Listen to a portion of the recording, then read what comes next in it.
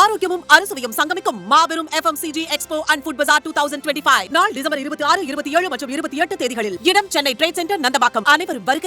அனுமதி இலவசம். பாகிஸ்தானுக்கு எதிரான ஆபரேஷன் சிந்தூர் ராணுவ நடவடிக்கையின் போது இந்திய ராணுவ வீரர்களுக்கு பால், தேநீர், தயிர் உள்ளிட்டவற்றை வழங்கி உதவிய சிறுவனுக்கு பிரதமரின் தேசிய பாலர் விருதை குடியரசுத் தலைவர் திரௌபதி முர்மு வழங்கினார்.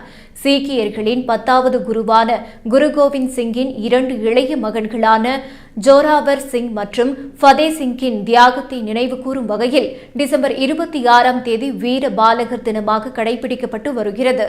வீரத்துடனும் விவேகத்துடனும் சாதனைகள் புரியும் சிறுவர்களுக்கு பிரதமரின் தேசிய பாலர் விருது வழங்கப்படுகிறது. அந்த வகையில் அடுக்குமாடி குடியிருப்பு ஒன்றின் பூங்காவில் மின்சாரம் தாக்கிய 6 வயது சிறுவனை காப்பாற்ற முயன்று உயிரிழந்த 8 வயது சிறுமி வயோமா பிரியாவுக்கும் பாகிஸ்தானுக்கு எதிரான ஆபரேஷன் சிந்தூர் ராணுவ நடவடிக்கையின் போது இந்திய ராணுவ வீரர்களுக்கு பால், தேநீர், தயிர் உள்ளிட்டவற்றை வழங்கி உதவிய சிறுவனான ஷர்வன் சிங்கிற்கும் இந்த ஆண்டுக்கான பிரதமரின் தேசிய பாலர் விருது வழங்கப்பட்டது.